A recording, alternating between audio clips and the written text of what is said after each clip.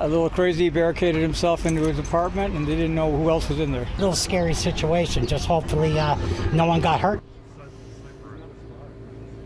A 10-hour standoff with heavily armed ETF officers ends peacefully in this Eglinton and Black Creek neighborhood after a man wanted for a shooting in the city of Brantford barricades himself inside an apartment unit armed with a shotgun. Well, as you can see, the yellow tape is down. Emergency crews have left the scene and residents are back home this hour after a long and tense day. So it was on the third floor of this low-rise building behind me here where police negotiators eventually convinced the man who was considered armed and dangerous to surrender. There's a cop on the building behind the chimney up there. You can see that too. They're on top of my building. Officers from 12 Division became involved in an investigation for a wanted party. This individual was wanted in relation to a criminal offense that occurred in another jurisdiction. And officers attended the apartment and learned that the individual was armed with a weapon, a firearm.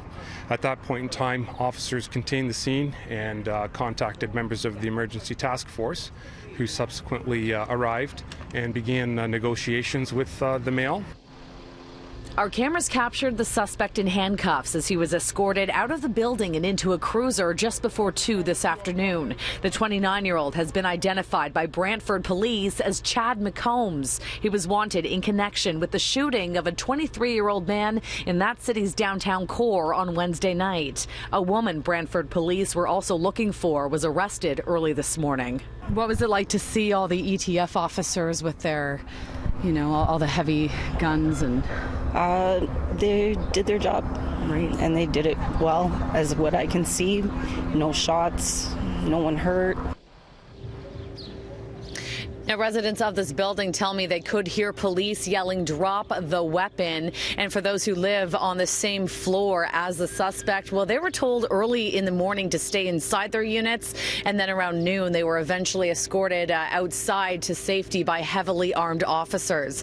I can tell you that a couple elementary schools in the neighborhood were also put in hold and secure mode as a precaution. And at this point, we're still waiting to hear what charges will be laid.